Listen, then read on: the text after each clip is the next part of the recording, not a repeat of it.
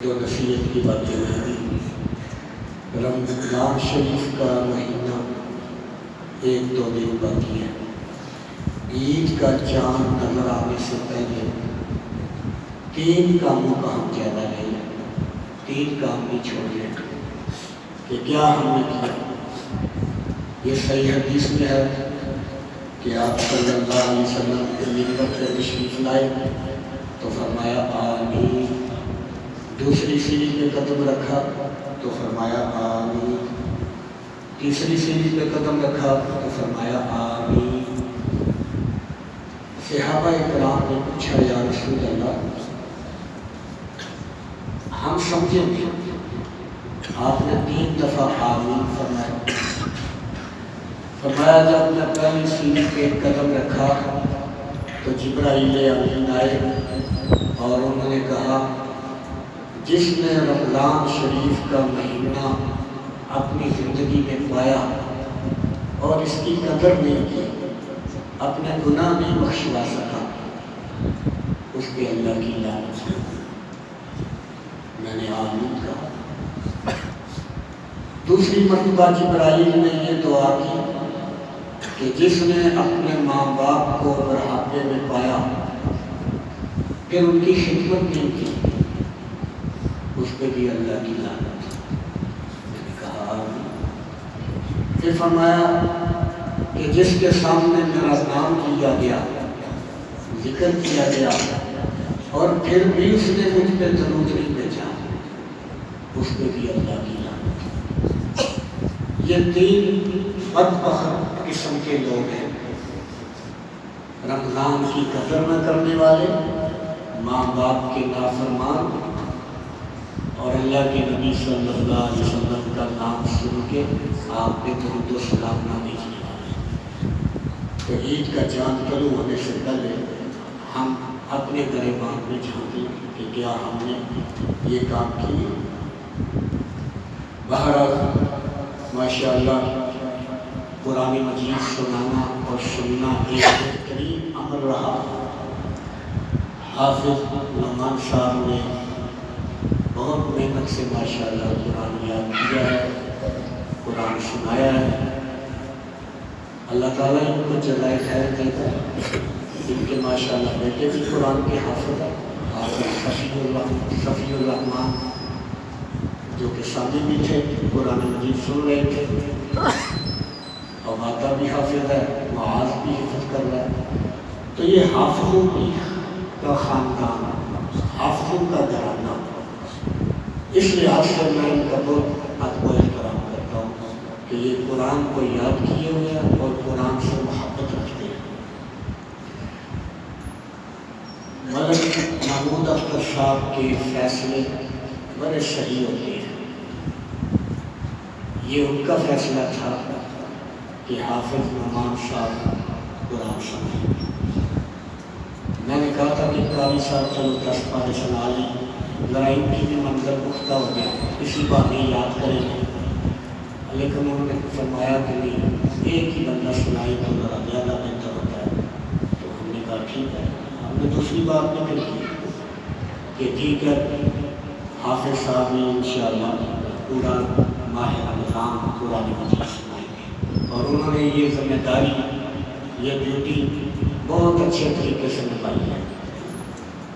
جب ہم نے ان کو پہلے 1 رمضان مصلی پر کھڑا کر دیا، ہمیں کوئی فکر نہیں تھی کہ کیا ہوگا کیا نہیں ہوگا۔ ہم نے یہ سمجھا ہم نے ایک ذمہ دار شخص، حافظ قرآن، عالم قرآن، نہ وہ صرف قرآن کے حافظ ہیں بلکہ قرآن کے عالم بھی ہیں۔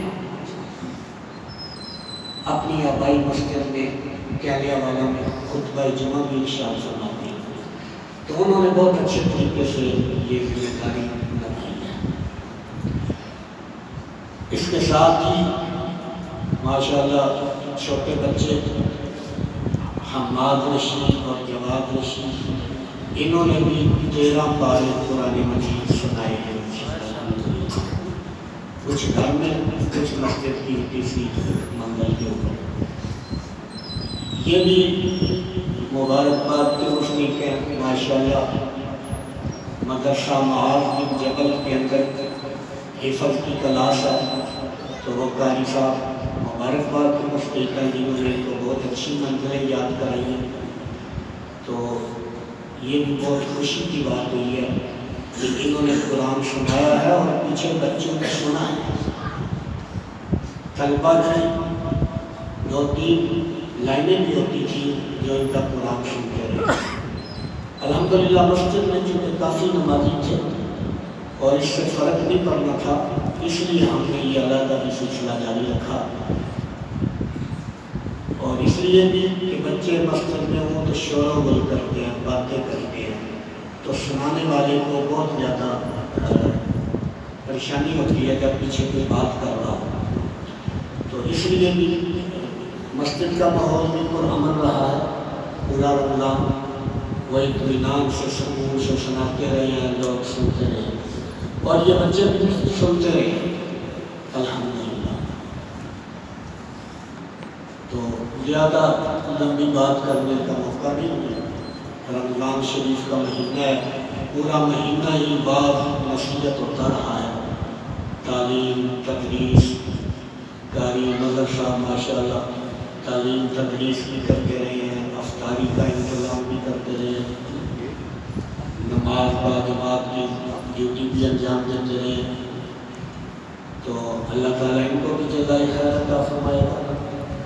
وسیم صاحب خادم مسجد، رمضان میں ڈیوٹی زیادہ ہو جاتی ہے، کام زیادہ ہو جاتا ہے، صفائی کا، ستھرائی کا، برتنوں کا، تو وسیم صاحب خادم مسجد انہوں نے بھی ماشاءاللہ بڑے اچھے طریقے سے یہ ڈیوٹی نبھائی ہے۔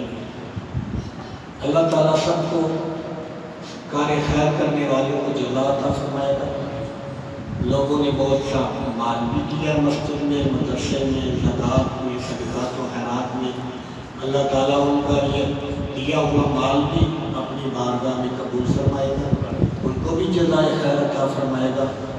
جنہوں نے کامنے گرنے قدمے سکنے مسجد کے ساتھ مدرسے کے ساتھ تعاون کیا، نماز تراویح میں شرکت کی، درود سنے، قرآن مجید کے درس میں، بچوں نے ماشاءاللہ اس دفعہ اہم کام کیا کہ انہوں نے تکبیر اولیٰ سے 500 نمازیں ادا کی ہیں۔ یہ پہلی دفعہ ہوا ہے، ان کو انعام بھی دیے گئے ہیں ماشاءاللہ۔ ملک طارق محمود صاحب نے، چودھری ریاض صاحب نے ان کو انعامات بھی دیے ہیں۔ عصر کی نماز کے بعد آج بچے بہت خوش تھے، ایک تو انعام کی وجہ سے خوش ہیں، دوسرا یہ کہ ان کو نماز باجماعت کی عادت ہو گئی ہے، روٹین ہو گئی ہے کہ تکبیر اولیٰ کے ساتھ نماز شروع کر دی ہے۔ یہ نہیں کہ ایک رکعت گزر جائے، 2 رکعتیں گزر جائیں تو پھر آئے آدمی، نہیں، جب امام پہلی تکبیر کرتا ہے اللہ اکبر، آدمی کو صف میں موجود ہونا چاہیے، ساتھ کہے اللہ۔ یہ جماعت کے آداب ہے، مسجد کے آداب ہے، نماز کے آداب ہے، ساری مسجدوں کے آداب ہیں، لیکن مسجد نبوی کے خصوصی آداب ہیں۔ کیوں؟ ایک تو وہ حرم ہے، مسجد نبوی حرم ہے، وہاں تو پرندے کو تنگ کرنا بھی منع ہے، وہاں کا درخت کا پتا کاٹنا منع ہے۔ ایک تو وہ حرم ہے، دوسرا وہ مسجد نبوی ہے، اللہ کے رسول کے ساتھ اس کی نسبت ہے اس مسجد کی۔ تیسرا یہ کہ تمام علماء کا اتفاق ہے کہ آپ صلی اللہ علیہ وسلم کی زندگی میں بھی اونچی بات کرنا آپ کے سامنے ممنوع اور حرام ہے، اور آپ کی وفات کے بعد بھی آپ کے مسجد میں بات اونچی کرنا ممنوع ہے، حرام ہے۔ دیکھو خانہ کعبہ لوگ جاتے ہیں تو اونچی آواز سے کہتے ہیں لبیک اللہم لبیک، لیکن مسجد نبوی میں آ کے وہ خاموشی کرتے ہیں، آہستہ آہستہ بولتے ہیں۔ وہاں یہ آیت لکھی ہوئی ہے قبر نبوی کے اوپر کہ آپ کی آواز کے سامنے کسی کی آواز بلند نہیں ہونی چاہیے۔ تو آپ نے جو دیکھا سوشل میڈیا میں سن رہا تھا امام کعبہ کا بیان، ان کی تلاوت، جب وہ آیتیں پڑھ رہے تھے سورۃ حجرات کی کہ اللہ کے نبی کی آواز سے اونچی آواز نہ کرو، تو وہ رو رہے تھے کہ اس دفعہ یہ کیا ہوا ہے، انہوں نے مسجد کی بے حرمتی کی ہے، مسجد نبوی کے تقدس کو پامال کیا ہے، بہت جرم کیا ہے۔ تو مسجد کے آداب ہوتے ہیں، تو مسجد نبوی کی 5-6 اضافی خصوصیات ہیں۔ وہ کوئی سیاسی میدان نہیں ہے، وہ کوئی لندن نہیں ہے کہ وہاں جا کے تم اپنی سیاست چمکاؤ۔ تو بہرحال اللہ ہم سب کو معاف کرے اور ہم سب کو نیک اعمال کرنے والا بنائے۔ ہمارے جو بزرگ بھائی فوت ہو گئے ہیں، اللہ تعالیٰ ان کی مغفرت فرمائے۔ جو پچھلے رمضان میں موجود تھے اس وقت نہیں ہیں، نہ معلوم ہم میں سے کون آئندہ رمضان میں ہوگا، کون نہیں ہوگا۔ اور جو بیمار ہیں ہمارے، اللہ تعالیٰ ان کو شفا عطا فرمائے۔ ملک محمود صاحب شادی فلاشت، احمد صاحب سعودی عرب میں ہسپتال میں داخل ہیں، بہت خطرناک حالت ہے، اللہ تعالیٰ ان کو بھی صحت تندرستی عطا فرمائے۔